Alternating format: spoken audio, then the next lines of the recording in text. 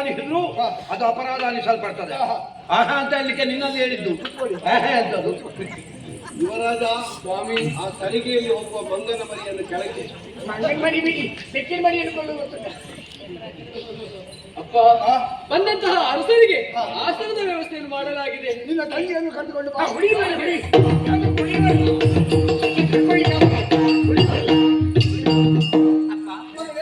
ವಂದಿಸಿಕೊಂಡಿದ್ದೀರಿ. ಶುಭವಾಗಲಿ ಮಗಳೇ.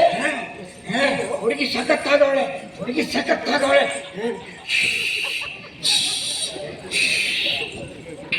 ನಿನಗೆ ಬೇಕಾದಂತಹ ವರನನ್ನು ನೀನೇ ಆರಿಸಿಕೊ ಮಗನೇ. ಬಹಳಷ್ಟು ಮಂದಿ ಇದ್ದಾರೆ, ಅಲ್ಲಿ ಯಾರ ಪೂರ್ಣ ಪರಿಚಯ ನನಗಿಲ್ವಲ್ಲ.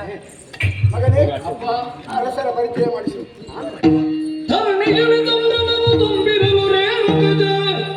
ತರುಣಿ ಭಗಿನಿಗೆ ಪ್ರಬಲ ಪರಿಚಯ ಬಗೆಸುತ್ತಿದೆ. ಬಂದಂತಹ ಅರಸರಿಗೆ ನಮಸ್ಕಾರವನ್ನು ಸಲ್ಲಿಸುತ್ತಾ, ಸ್ವಾಮಿ ನಿಮ್ಮ ಪರಿಚಯ ಹೇಗೆ? ನಾನು ಸುಲೋಚನ. ಸುಲೋಚನ ಸೋಮೇಶ್ವರ ಸೋಮೇಶ್ವರ ಸುಲೋಚನ. ನೀವು ಮಾಂಗ್ರದರಸು, ಮಂಗಳೂರು ಕುಲಶೇಖರ, ಮಂಗ್ರ ಕುಲಶೇಖರ, ಈಶ್ವರನ ಹೂದೋಟ. ಹೌದು ಅದೇ ಕಾಂತಾರ. ಹೇಳು. ನಮ್ಮ ಚಲನಚಿತ್ರ ನೋಡಿದ್ದೀರಾ? ಏಯ್! ಇದು ನಮ್ಮದೇ.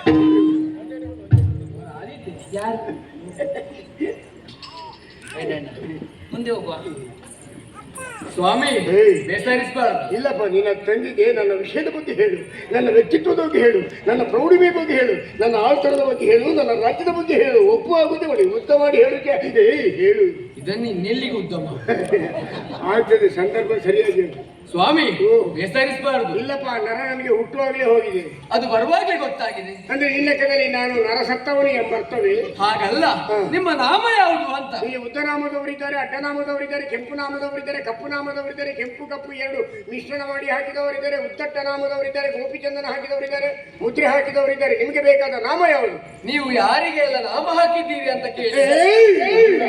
ನಾನು ಯಾರಿಗೂ ನಾಮ ಹಾಕಲಿಲ್ಲ. ತಿರುಗಾಟದಲ್ಲಿ ನನಗೆ ಪಂಗ ನಾಮ ಹಾಕಿದವರು ಬಿಟ್ಟರೆ ನಾನು ಯಾರಿಗೂ ಹಾಕಲಿಲ್ಲ. ಜಾಗ್ರತೆಯಾಗಿ ಮಾತಾಡುವುದು. ಹಾಗಲ್ಲ, ನಿಮ್ಮ ಹೆಸರು ಒಳ್ಳೆ ಹೆಸರು. ಯಾವುದು ನೋಡಿ, ಅದು ನೀವು ಬಿಟ್ಟರೆ ಬೇರೆ ಯಾರಿಗೂ ಅಂತ. ಚಕ್ರವರ್ತಿ ಅಲ್ವಾ? ಹಾಗೆ ಹಾಗಲ್ಲ, ವೇದ ಗರ್ಭನೆಂದೇ ನನ್ನ ಶುಭ ನಾಮ ಅಂಕಿತ. ವೇದ ಎಂದರೆ ನಿಮ್ಮ ತಾಯಿ. ನಮ್ಮಮ್ಮನ ವಿಷಯ ಕೈ ಹಾಕಬೇಡ, ನಿಮ್ಮ ಅಮ್ಮನ ವಿಷಯಕ್ಕೆ ನಾನು ಕೈ ಹಾಕೋದಿಲ್ಲ. ವೇದ ಅಂತಂದ್ರೆ ಪಕ್ಕದ ಮನೆ ಹೆಂಗಸು, ಅವಳಿಗೆ ಗರ್ಭವೇದನೆ ಪ್ರಾರಂಭ ಆಗುವಾಗ ಈಚೆ ಮನೆಯಲ್ಲಿ ನಾನು ಹುಟ್ಟಿದ್ದರಿಂದ ಗರ್ಭವೇದನೆಂದೇ ಕರೆದರು, ವೇದ ಗರ್ಭನೆಂದೇ ಕರೆದರು. ನಿಮ್ಮ ಊರು? ತ್ಯಾಗದ ಭೋಗದ ಅಕ್ಕರದ ಗೇದ ಗಟ್ಟಿ ಅಣಂಪಿಂಪುಗರ್ ಮಾಗರ್ ಮಾಣಿಸರೇ ಮಾಣಿಸರು ಅಂತವರಾಗಿ ಪುಟ್ಟದ ಮರಿ ದುಂಬಿಯಾಗಿ ಮೇಲು ಕೋಗಿಲೆಯಾಗಿ ಪುಟ್ಟುದು ಎನ್ನುವಂತಹ ಕವಿವಾಣಿಯನ್ನು ಕೇಳಿದ್ದೆ ನೀನು? ಹಲವಾರು ಕವಿವಾಣಿಯನ್ನು ಕೇಳಿದ್ದೇನೆ. ನಿಮ್ಮ ಊರನ್ನು ಕೇಳಿದ್ದೆ. ನಾನು ಕವಿಗಳು ನನ್ನ ಬಗ್ಗೆ ಬರೆದದೇ ಭಯಪಟ್ಟ ಮಾಡಿ ಹಾಕುದು. ಆ ಕವಿಗಳು ನನ್ನ ಬಗ್ಗೆ ಹೇಳಿದ್ರಿಂದ ಕೂರ್ಚರದ ದೊರೆ ಅಂತ ನನ್ನನ್ನು ಕರೀತಾರೆ. ತಂಗಿ ಇದು ಅವರ 20ರಲ್ಲೇ ಹೀಗೆ, ಇನ್ನು 70ರಲ್ಲೇ ಹೇಗೋ. ಶಾಪಾಸ್, ಗಾದೆ ಮಾತನ್ನು ನಿನ್ನ ತಂಗಿ ತಿರುಗಿಸಿ ಹೇಳಿದ್ದಾಳೆ. 20ರಲ್ಲಿ ಅಧಿಕಾರ ಸಿಗಬಾರ್ದು, 70ರಲ್ಲಿ ಕೆಮ್ಮು ಶುರು ಆಗಬಾರ್ದಂತೆ. 20ರಲ್ಲಿ ನಮಗೆ ಅವಕಾಶ ಸಿಗದಿದ್ರೆ 70ರಲ್ಲಿ 4 ಪಾಲು ಮಾಡಿಕೊಂಡಂತ ಎದೆಗಾರಿಕೆ ನಮ್ಮಲ್ಲಿಟ್ಟು ಹೇಳು ನಿನ್ನ ತಂಗಿಗೆ, ಹೇಳು ಹೇಳು ಬಾವ ಹೇಳು. ಅಣ್ಣ ಅವ್ರಿಗೆ ಪೂರ್ಣ ಸರಿ ಇಲ್ವಲ್ಲ?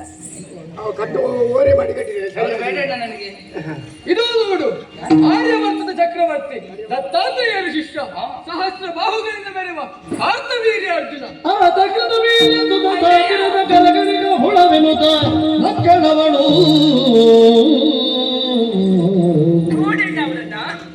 ಸಾವಿರ ಕೈಗಳ ಹುಳದ ಹಾಗೆ ಕಾಣ್ತಾರೆ. ನಂಗೆ ಬೇಡ ಅವರು. ಹಾಗಾದ್ರೆ ಮಳೆಗಾಲದಲ್ಲಿ ಅಂಗದಲ್ಲಿ ಓಡಾಡುವ ಚೇರಂಟೆ ಅದು ನಿನ್ನ ಅಪ್ಪ.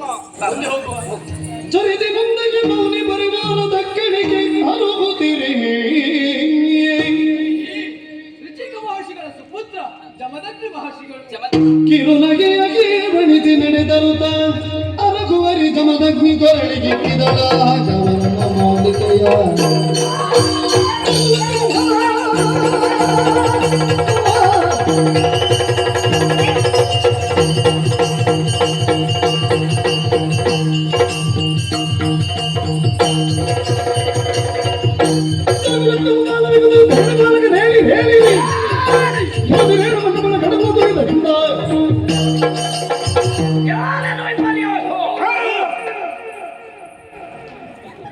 ವಿಶಾಲವಾದ ಸಭೆ,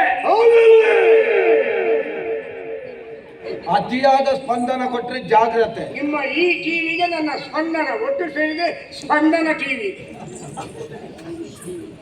ಕ್ಷತ್ರಿಯ ರಾಜಕುಮಾರರು ನೆರೆದಿದ್ದಾರೆ. ಮಾಲೆ ಹಿಡ್ಕೊಂಡು ಬಂದಳು ಹೆಣ್ಣು. ನೀನು ಭೂಗೆಗೆ ಹುಟ್ಟಿದ್ದ. ನನ್ನಪ್ಪ ಕುಂಭ. ಮಾಲೆ ಹಾಕಿದ್ದು ಒಬ್ಬ ಬ್ರಾಹ್ಮಣನಿಗೆ. ಸಭೆಯಲ್ಲಿದ್ದವರೆಲ್ಲ ಕರತಾಡನ ಮಾಡ್ತಾ ಇದ್ದಾರೆ. ಏನು ಬ್ರಾಹ್ಮಣನ ವೈಭವೀಕರಣದ ಸಭೆಯ? ಹೌದು. ಕ್ಷತ್ರಿಯರೆಲ್ಲ ನರಸತ್ತವರು ಅಂತ ಭಾವಿಸಿದ್ದೀರಾ? ಯಾರು ನಡೆಸತ್ತವರು? ಅದು ನೀನು. ಕೊಚ್ಚುಬಾಯಿ ಶಾಂತವನಾಗಿ ಹೇಳ್ತಾನೆ. ನಾನು ಮಾನನಿಗೆ ಅನಿಸಲ್ಪಟ್ಟವ. ಹೈ ಹಯ ವಂಶಸ್ಥ. ನೀವು ವೈಪೈ ವಂಶದವರು. ಹೈ ಹಯ ವಂಶಸ್ಥ. ಹೈಪೈ ವಂಶದವರು. ಹೈ ಹಯ ವಂಶಸ್ಥ. ಪೈ ವಂಶದವರು. ಹೇ, ಅದ್ಯಾವ ಪೈ ವಂಶ? ನಮಗೆ ಪೈ ಗೊತ್ತಾಗದು. ಹೇ, ಯಾವ ಭಾಷೆಯನ್ನು ಮಾತಾಡ್ತಾ ಇದ್ದಾನೆ? ಒಳ್ಳೆ ಹೈ ಹಯ ವಂಶಸ್ಥ. ವಾಯ್ ವಾಯ್ ಉಳೆ ಬರ. ಕೃತವೀರ್ಯ ಸಂಭೂತನಿದ್ದೇನೆ. ನಾನು ಇದನ್ನು ಖಂಡಿಸ್ತೇನೆ, ನಾನು ವಿರಾಜಿಸ್ತೇನೆ. ಆದ್ರೆ ಸಭೆಯಲ್ಲಿ ವಿರಾಜಮಾನನಾಗಿರುವುದು ನಾನು ಓರ್ವನೇ ಅಲ್ವಲ್ಲ. ಅಲ್ಲ. ಆರ್ಯಾವರ್ತದ ಮಂಡಲಾಧಿಪರಿದ್ದೀರಿ. ನಿಮ್ಮಲ್ಲೇನು ಪುರುಷತ್ವ ಇಲ್ವಾ? ಮುಖದಲ್ಲಿರುವುದು ಮೀಸ ಅಲ್ವಾ? ನಾಲಿಗೆಗೆ ಅದು ದೊಡ್ಡ ಮೆಟ್ಟಿದ ಕಷ್ಟ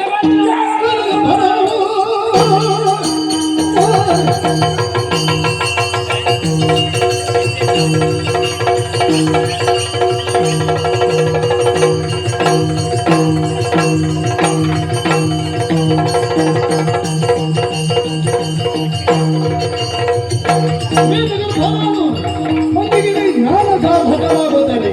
ಮಂದಿಗಳು ನನ್ನನ್ನು ಬಂದರೆ ಕಾಲದ ಒದಗಿದಲ್ಲ. ಒಂದು ಕೆಲಸ ಮಾಡು, ಅಷ್ಟೇ ಮಾಡಿದ್ರೆ ಸಾಕಾಗುದಿಲ್ಲ. ಒಂದು ಸೌತೆಕಾಯಿ ಇಟ್ಕೊಂಡು ಬಾ. ಓ, ಅವನ ತಲೆಯ ಮೇಲೆ ಇಡು.